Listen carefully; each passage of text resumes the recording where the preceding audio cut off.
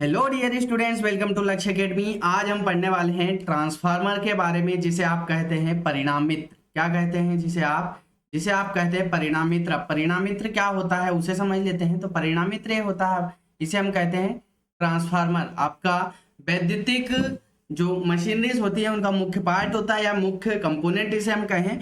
बहुत ही हेल्पफुल आपका ये इक्विपमेंट होता है। अगर ये ना हो तो आपके किसी भी प्रकार के इक्विपमेंट नहीं चलेंगे, जो कि डिफरेंट वोल्टेज पर कार्य करते हैं, अलग अलग वोल्टेज पर कार्य करते हैं। तो इसी से संबंधित हम वन लाइनर क्वेश्चन पढ़ने वाले हैं, जो कि विभिन्न प्रकार के इलेक्ट्रिकल या इलेक्ट्रिशियन वाले विद्यार्थियों के लिए बहुत ही महत्वपूर्ण होने वाले हैं। चलिए तो शुरू करते हैं हमारा सेशन। उससे पहले मैं आपको बता दूं, आपको ये कंटेंट कहाँ पर मिलेगा, अवेलेबल कैसे होगा। तो आप जाएंगे गूगल ब्राउजर पर, कहीं पर भी किसी भी ब्राउजर पर सर्च करेंगे लक्ष्य एकेडमी 51.com। जैसे ही आप इस पर क्लिक करेंगे तो पहली वेबसाइट आपको देखने को मिलेगी लक्ष्य एकेडमी 51.com। आप जैसे ही सर्च करेंगे तो यहाँ पर आप देख पा रहे हैं ये वेबसाइट आपके सामने ओपन हो चुकी है। आप इस पर क्लिक करेंगे तो जैसे ही आप इस पर क्लिक करेंगे आप हमारी ऑफिशियल वेबसाइट का जो फ्रंट पेज है वहां पर रीडायरेक्ट हो जाएंगे। ये हमारी वेबसाइट का फ्रंट पेज है। आपको आप कंटेंट कैसे मिलेगा उसे देख लेते हैं। आप यहाँ पर ये जो होम बटन देख पा रहे हैं, ठीक है, आप यहाँ पर ये जो होम बटन देख पा रहे हैं, ठीक है, इस पर आप जैसे ही क्लिक करेंगे आपको सारा कंटेंट यहाँ पर देखने को मिलेगा। देखिए मैं इस पर क्लिक करता हूँ तो फ्री टेस्ट पर आप जैसे ही क्लिक करेंगे यहाँ पर तो आपको अलग अलग सब्जेक्ट के यहाँ पर एमसीक्यू क्वेश्चन देखने को मिल जाएंगे। बट अभी हम जो कंटेंट पढ़ने वाले हैं ट्रांसफार्मर के बारे में, ये कहाँ पर मिलेगा? तो आप यहाँ पर देख पा रहे हैं आर्टिकल सेक्शन। क्या देख पा रहे हैं? आर्टिकल या नोट्स लिखा हुआ यहाँ पर दिख रहा है। उस पर जैसे ही क्लिक करेंगे तो आपके सामने इस तरह की अलग अलग प्रकार की पोस्ट खुलकर सामने दिख जाएंगी। हम पढ़ने वाले हैं ट्रांसफार्मर वन लाइनर प्रश्न के बारे में, क्वेश्चंस पढ़ने वाले हैं। तो इस पर लर्न मोर बटन पर आप जैसे ही क्लिक करेंगे तो आपके सामने ये कंटेंट पूरा अवेलेबल हो जाएगा। चलिए शुरू करते हैं हमारा सेशन। देखिए तो हम जो पढ़ने वाले हैं ट्रांसफार्मर से संबंधित वन लाइनर क्वेश्चन पढ़ने वाले हैं। तो यहाँ पर पहला क्वेश्चन आप देख पा रहे हैं या फैक्ट देख पा रहे हैं, ट्रांसफार्मर किस सिद्धांत पर कार्य करता है? तो ट्रांसफार्मर विद्युत चुंबकीय प्रेरण पर काम करता है, इलेक्ट्रोमैग्नेटिक इंडक्शन पर काम करता है। यहीं पर आपसे क्वेश्चन बनता है, आपने पढ़ा होगा, ठीक है। जो इंडक्शन होता है इसमें भी अलग अलग टाइप का होता है। तो हम इसमें बोलते हैं अन्योन्य प्रेरण के सिद्धांत पर काम करता है। किसके सिद्धांत पर? अन्योन्य प्रेरण जिसे कहते हैं, या फिर इसे ही हम पारस्परिक प्रेरण भी बोलते हैं, या फिर आपने सुना होगा म्यूचुअल इंडक्टेंस। ठीक है, क्या कहते हैं? म्यूचुअल इंडक्टेंस के सिद्धांत पर आपका ट्रांसफार्मर काम करता है ना। अब इसी के साथ हम बहुत सारे क्वेश्चन वन लाइनर पढ़ने वाले हैं। तो आप एक एक से पेन कॉपी बैठ कर लेकर बैठ जाएंगे, नोट करते जाएंगे। ट्रांसफार्मर का मुख्य रूप से किसके लिए उपयोग किया जाता है? तो मुख्य रूप से हम ट्रांसफार्मर का उपयोग करते हैं वोल्टेज को बढ़ाने या घटाने के लिए। इसका काम करते हैं हम स्टेप अप करने के लिए या फिर स्टेप डाउन करने के लिए हम ट्रांसफार्मर का मुख्यतः उपयोग करते हैं। अगला है आपके पास, ट्रांसफार्मर किस प्रकार की विद्युत आपूर्ति पर कार्य करता है? तो ट्रांसफार्मर केवल एसी आपूर्ति पर काम करता है। ये जो ट्रांसफार्मर्स होते हैं आपके डीसी सप्लाई पर काम नहीं करते हैं। ठीक है, आई होप अभी तक ये चीजें आपको समझ में आ रही होंगी। यदि आपको ये वेबसाइट पर लिंक आप नहीं पहुंच पाते हैं तो आपका जो वीडियो का डिस्क्रिप्शन है इसमें नीचे आपको व्यू कंटेंट करके एक टेक्स्ट लिखा हुआ दिखेगा, उसके सामने आपकी लिंक होगी, उस पर क्लिक करेंगे तो भी आप यहाँ पर डायरेक्ट पहुंच जाएंगे। अगले फैक्ट की ओर बढ़ते हैं। ट्रांसफार्मर के कितने प्रकार होते हैं? तो ट्रांसफार्मर अलग अलग प्रकार के होते हैं। मुख्यतः हम पढ़ते हैं स्टेप अप और स्टेप डाउन ट्रांसफार्मर या फिर आइसोलेशन ट्रांसफार्मर। अब ये ही इतने ही प्रकार नहीं है, इसके अलावा भी ट्रांसफार्मर के बहुत सारे प्रकार होते हैं। तो ट्रांसफार्मर जो होता है, डिस्ट्रीब्यूशन ट्रांसफार्मर होता है, करंट ट्रांसफार्मर होता है, पोटेंशियल ट्रांसफार्मर होता है ना। स्पेशल पर्पज के लिए अलग अलग ट्रांसफार्मर का हम उपयोग करते हैं। बट हम मुख्यतः जिनका उपयोग करते हैं वो होता है step up down, step up transformer और स्टेप डाउन ट्रांसफार्मर। अगले फैक्ट की ओर बढ़ते हैं। स्टेप अप ट्रांसफार्मर में वोल्टेज किस प्रकार बदलता है? ठीक है, तो ये द्वितीयक वोल्टेज बढ़ता है। आपका जो ट्रांसफार्मर होता है आपको पता है उसमें दो प्रकार की वाइंडिंग होती है। एक होती है प्राइमरी वाइंडिंग, इसे हम कहते हैं प्राइमरी वाइंडिंग, और ये होती है हमारी सेकेंडरी वाइंडिंग। तो आप यहाँ पर जैसे फॉर एग्जाम्पल आपने 240 वोल्ट सप्लाई दी तो यहाँ पर आपको 11 केवी की सप्लाई मिल जाएगी। आप जिस भी कैटेगरी का ट्रांसफार्मर यहाँ पर उपयोग में ला रहे होंगे, स्टेप अप ट्रांसफार्मर होगा तो वो क्या करेगा, आपके वोल्टेज को इंक्रीज करेगा, बढ़ाएगा। अगला है छठवा, स्टेप डाउन ट्रांसफार्मर में वोल्टेज किस प्रकार बदलता है? तो ये भी द्वितीयक वोल्टेज साइड घटता है, जैसे मैंने आपको बताया, आप जिस ओर सप्लाई देंगे प्राइमरी मानेंगे और जिस ओर सेकेंडरी मानेंगे उस पर डिपेंड करेगा कि आपका वोल्टेज बढ़ेगा या घटेगा, मतलब आपका ट्रांसफार्मर स्टेप अप ट्रांसफार्मर होगा या फिर स्टेप डाउन ट्रांसफार्मर होगा।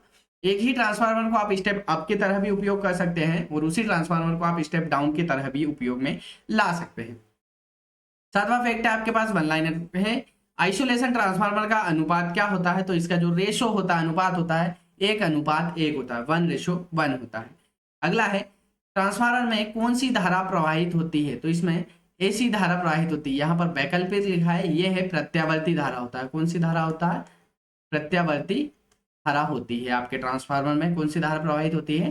प्रत्यावर्ती धारा प्रवाहित होती है। इसी के साथ हम बढ़ते हैं अगले क्वेश्चन की ओर, फैक्ट की ओर। क्या होने वाले हैं आपके, वह देख लेते हैं। तो नवा है आपके सामने स्क्रीन पर आपके दिख रहा है, यदि ट्रांसफार्मर को डीसी आपूर्ति दी जाए, आपूर्ति से तात्पर्य डीसी सप्लाई दी जाए, क्या दी जाए? डीसी सप्लाई दी जाए, तो क्या होगा? वह काम नहीं करेगा और क्षतिग्रस्त हो जाएगा, मतलब उसकी जो वाइंडिंग्स है वो क्या हो जाएंगी? बर्न हो जाएंगी, जल जाएंगी। ठीक है, वाइंडिंग्स जो होंगी वो क्या होंगी? जल जाएंगे।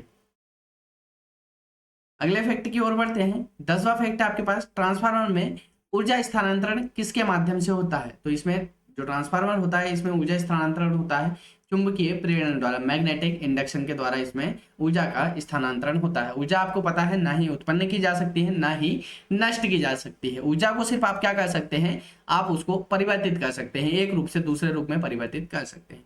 11वां फैक्ट है, ट्रांसफार्मर में मुख्य घटक क्या होता है?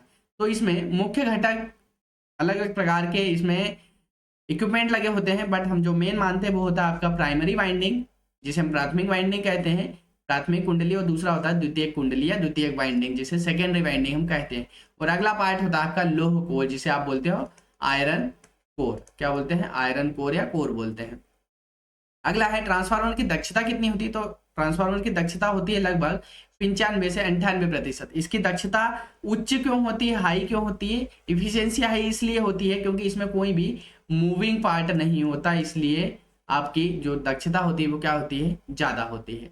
अगला है ट्रांसफार्मर में कौन कौन से मुख्य नुकसान होते हैं? तो नुकसान से तात्पर्य है हमारी हानियां कौन कौन सी होती हैं। इसमें दो प्रकार की हानि होती है मुख्य, तांबा हानि जिसे हम कॉपर लॉस बोलते हैं, दूसरा लोह हानि जिसे हम बोलते हैं आयरन लॉस। आयरन लॉस के अंदर दो प्रकार की क्षति आती है, एक होता है एडी लॉस, ठीक है, और दूसरा होता है हिस्टेरेसिस लॉस, इसी के अंतर्गत आते हैं। फिर आता है ट्रांसफार्मर में प्राथमिक कार्य क्या है? ट्रांसफार्मर का प्राथमिक कार्य क्या है? तो इसका मुख्य उद्देश्य यही होता है कि वोल्टेज को परिवर्तित करना, या तो स्टेप अप या फिर स्टेप डाउन करना। अगला है स्टेप डाउन ट्रांसफार्मर में करंट किस प्रकार बदलता है? तो द्वितीयक में करंट बदलता है, अगर वोल्टेज स्टेप डाउन होगा तो करंट स्टेप अप होगा। ट्रांसफार्मर का उपयोग पावर सिस्टम में क्यों किया जाता है? यह होता है हम ट्रांसमिशन लॉस को कम करने के लिए ट्रांसफार्मर का उपयोग करते हैं, क्योंकि आपका जो ट्रांसफार्मर अभी हमने पढ़ा कि इसकी जो दक्षता होती है वो क्या होती है? उच्च होती है। 98% तक इसकी क्या होती है? इफिशियंसी होती है। अगर इफिशियंसी ज्यादा होगी तो वहां पर आपके जो लॉसेस हैं, ठीक है, जो क्षतियां हैं वो क्या होंगी? कम हो जाएंगी।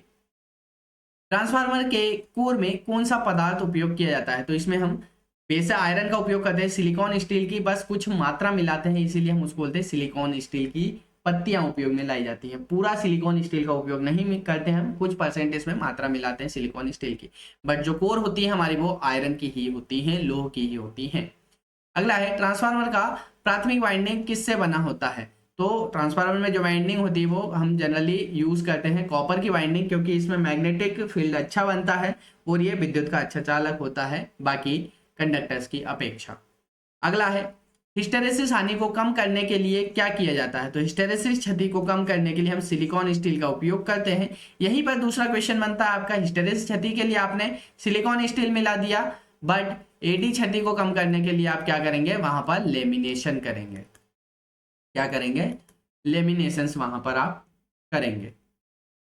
अगला है ट्रांसफार्मर का अनुपात नियम किस पर आधारित होता है? तो यह आधारित होता है वाइंडिंग टर्न अनुपात पर, जिसे आप कहते हैं वाइंडिंग टर्न रेशो। अगला है ट्रांसफार्मर में एडी करंट लॉस किस कारण से होता है? तो यह होता है कोर में घूमते हुए चुंबकीय फ्लक्स के कारण। किसके कारण होता है एडी लॉस? किसके कारण होता है? कोर में घूमते हुए चुंबकीय फ्लक्स के कारण। यहीं पर हमने ऊपर पढ़ा है कि जो एडी धारा लॉस होगा, एडी करंट लॉस होगा, उसके लिए हम क्या करेंगे, उसके लिए लेमिनेशन करेंगे, आपकी जो पत्तियां होंगी उन पर लेमिनेशन करेंगे। अगला है ट्रांसफार्मर में प्रयुक्त वाइंडिंग तार किससे बना होता है, तो तांबे का उपयोग करते हैं हम अधिकतम, एल्यूमिनियम का भी उपयोग कर सकते हैं, बट हम जो रिलायबल होता है आपका अच्छा दक्षता वाला होगा वो कॉपर का होगा। अगला है ट्रांसफार्मर में सबसे अधिक हानि किस में होती है, तो आपकी दोनों प्रकार की होती है हानियां, कॉपर लॉस भी होता है और आयरन लॉस भी होता है। ठीक है, ट्रांसफार्मर का पावर फैक्टर क्या होता है, तो ये जो पावर फैक्टर होता है इसका कितना 0.8 से लेकर 1 होता है, मतलब ये जो होगा लैगिंग होगा, क्योंकि इंडक्शन मोटर या इंडक्शन मशीन जितने भी प्रकार की होती है उनका पावर फैक्टर क्या होता है, लैगिंग होता है। अगला है ऑयल कूल्ड ट्रांसफार्मर में ऑयल का क्या कार्य होता है, तो ऑयल का काम दो होते हैं, ऑयल के काम जो हम यूज करते हैं, इंसुलेशन प्रदान करना, दूसरा कूलिंग। आपकी जो वाइंडिंग होगी उसको एक तो इंसुलेशन प्रदान करेगा जो ट्रांसफार्मर ऑयल होगा, और दूसरा क्या करेगा, उसको ठंडा रखने का काम करेगा, क्योंकि जब करंट का प्रवाह होगा तो वहां पर ऊष्मा उत्पन्न होगी, और ऊष्मा उत्पन्न होने से क्या होता है, गर्मी बढ़ती है, उसी गर्मी को ठंडा करने के लिए हम ट्रांसफार्मर ऑयल का भी उपयोग करते हैं। अगला है ट्रांसफार्मर में ओपन सर्किट टेस्ट किसके लिए किया जाता है, तो ओपन सर्किट टेस्ट का हम प्रयोग करते हैं कॉपर लॉस को मापने के लिए, आपकी जो कोर लॉस को मापने के लिए हम किसका उपयोग करते हैं, ओपन सर्किट टेस्ट का यूज करते हैं, उपयोग करते हैं। ट्रांसफार्मर में शॉर्ट सर्किट टेस्ट किसके लिए किया जाता है, तो शॉर्ट सर्किट टेस्ट होता है आपका तांबा हानि को मापने के लिए, इसमें आएगा क्या, कॉपर लॉस को मापने के लिए आप इसका उपयोग करते हैं। अगला है ट्रांसफार्मर में वोल्टेज विनियम क्या होता है, वोल्टेज रेगुलेशन क्या होता है, तो लोड बदलने पर वोल्टेज में जो परिवर्तन होता है उसे हम क्या कहते हैं, वोल्टेज रेगुलेशन कहते हैं। अगला है ट्रांसफार्मर में फेज शिफ्ट क्यों होता है, फेज शिफ्ट होता है वोल्टेज और करंट के बीच में फेज एंगल बनता है, क्या बनता है, फेज एंगल बनने के कारण यहाँ पर दोनों के बीच में फेज शिफ्ट होता है, करंट और वोल्टेज के बीच में। अगला है ट्रांसफार्मर का उपयोग कहाँ किया जाता है, तो ट्रांसफार्मर का उपयोग करते हैं आप पावर ग्रिड में, इलेक्ट्रॉनिक्स उपकरण में और इंडस्ट्रीज में। हर एक कोई सी भी मशीनरीज वगैरह कुछ भी चलाने के लिए आपको ट्रांसफार्मर की आवश्यकता पड़ेगी ही पड़ेगी, है ना। अगले फैक्ट की ओर बढ़ते हैं, 31 नंबर पे है आपका ट्रांसफार्मर में फ्लक्स लीक होने से क्या प्रभाव पड़ता है। अगर आपका ट्रांसफार्मर में फ्लक्स लीकेज हो जाएगा तो उससे क्या होगा, आपकी ओवरऑल जो इफिशियंसी है, दक्षता है, वो क्या होगी, कम हो जाएगी। क्या होगा, आपकी जो दक्षता होगी वो क्या होगी, कम हो जाएगी। ठीक है, अगला है ट्रांसफार्मर का पावर लॉस मुख्य रूप से किन कारणों से होता है, तो हिस्टेरेसिस लॉस के कारण और एडी करंट लॉस के कारण यहाँ पर होता है आपका मुख्य लॉस। ठीक है, चलिए लोड बढ़ने पर ट्रांसफार्मर का वोल्टेज कैसे बदलता है, तो ये सिर्फ इस पर थोड़ा सा प्रभाव पड़ता है, थोड़ा सा कम हो जाता है। अगला है ट्रांसफार्मर में लोहे का कोर लेमिनेटेड क्यों होता है, एडी करंट लॉस को कम करने के लिए कहते हैं। किस लिए होता है, ट्रांसफार्मर में लोहे का जो कोर लॉस होगा वो क्या होगा, एडी लॉस को कम करने के लिए। ठीक है, लेमिनेटेड क्यों करते हैं हम, एडी लॉस को कम करने के लिए। अगला है ट्रांसफार्मर में वोल्टेज और धारा में क्या संबंध होता है, तो वोल्टेज बढ़ने पर धारा घटती है और वोल्टेज घटने पर धारा बढ़ती है, ये दोनों क्या इनवर्सली प्रोपोर्शनल होते हैं, इनवर्सली चलते हैं आपके ट्रांसफार्मर में, है ना। अगले फैक्ट की ओर बढ़ते हैं, ट्रांसफार्मर में करंट ट्रांसफार्मर कैसे होता है। ठीक है, करंट ट्रांसफर कैसे होता है, तो प्रेरण के द्वारा होता है, बिना प्रत्यक्ष संपर्क के, हम किसी भी प्रकार का इसमें संपर्क नहीं करते हैं। अगला है पावर ट्रांसफार्मर और डिस्ट्रीब्यूशन ट्रांसफार्मर में क्या अंतर होता है। पावर ट्रांसफार्मर जो होते हैं आपके हाई वोल्टेज पर काम करने के लिए बनाए जाते हैं, जबकि डिस्ट्रीब्यूशन ट्रांसफार्मर जो होते हैं आपके एलटी टाइप के होते हैं, लो टेंशन टाइप के या लो वोल्टेज वाले ट्रांसफार्मर होते हैं।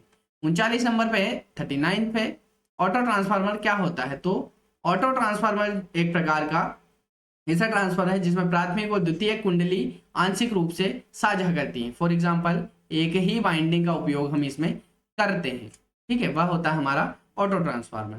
फिर इसके बाद 40 नंबर पे है ट्रांसफार्मर में ऑयल का उपयोग क्यों किया जाता है, अभी हमने पढ़ा इंसुलेशन के लिए और दूसरा कूलिंग के लिए हम ट्रांसफार्मर ऑयल का यूज करते हैं, ट्रांसफार्मर ऑयल का प्रयोग हम करते हैं। अगला है एक ट्रांसफार्मर को क्यों इंसुलेट किया जाता है, तो इंसुलेशन हम क्यों करते हैं, शॉर्ट सर्किट से बचने के लिए। फेरो रेजोनेंस किस स्थिति में उत्पन्न होता है, किस स्थिति होती, कैसी स्थिति होती कि जब ट्रांसफार्मर के साथ एक कैपेसिटर जुड़ा होता है, उसे हम फेरो रेजोनेंस कहते हैं। अगला है, ट्रांसफार्मर में अनावश्यक ध्वनि हमिंग क्यों उत्पन्न होती है? तो यह होती है मैग्नेटो डिस्ट्रक्शन या मैग्नेटो ट्रैक्शन के कारण होती है। 44 पे है, ट्रांसफार्मर का फेज एंगल किस पर निर्भर करता है? तो यह निर्भर करेगा आपके लोड इंपीडेंस पर, लोड पर और इंपीडेंस पर निर्भर करेगा।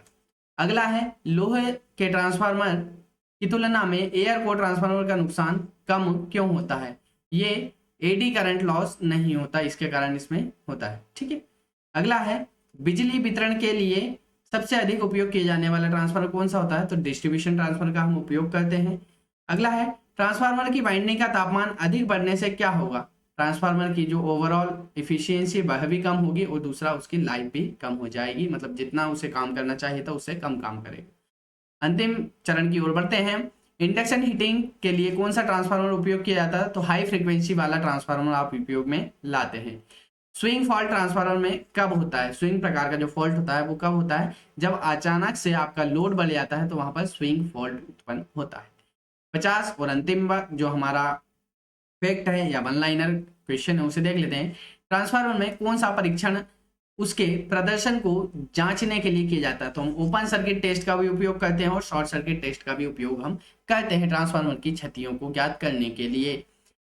सभी जो क्वेश्चंस हैं या क्विज है बहुत ही जांच करके बनाए गए हैं, बहुत ही स्टडी करके बनाए गए हैं। यदि इसमें भी किसी प्रकार की कोई विसंगति पाई जाती है तो आप इस व्हाट्सएप नंबर पर हमें संपर्क करके बता सकते हैं या फिर ईमेल एड्रेस पर हमें अवगत करा सकते हैं। हम त्रुटि को जांच करेंगे और उसके सुधार करेंगे। इसी के साथ आप हमारे टेलीग्राम ग्रुप से जुड़ सकते हैं जहां पर आपको सारी वीडियो की नोटिफिकेशन सबसे पहले मिल जाएगी। इंस्टाग्राम पेज पर जुड़े जाइए, वहां पर आपको बहुत सारे अपडेट्स, टेक्निकल क्विजेज वगैरह यहाँ पर देखने को, आपको वीडियोज वगैरह देखने को मिलते हैं। यहीं पर आप यदि चैनल को पहली बार विजिट कर रहे हैं तो चैनल को सब्सक्राइब कर लेंगे और प्रेस कर लेंगे बेल आइकन, जिससे लेटेस्ट अपडेट मिल सकेंगे आपको सबसे पहले। यहाँ पर हम मेनली इंजीनियरिंग या टेक्निकल से संबंधित जो क्लासेस हैं वह लेते हैं। जॉब्स अपडेट भी यहाँ पर मिल जाएंगे आपको, और भी नॉन टेक के सब्जेक्ट भी यहाँ पर आपको वीडियोस अवेलेबल हो जाएंगे। वीडियो अच्छा लगा हो तो वीडियो को लाइक करेंगे, चैनल को पहली बार विजिट करें चैनल को सब्सक्राइब करते हैं। मिलते हैं आपसे नए वीडियो के साथ, नई ऊर्जा के साथ। धन्यवाद।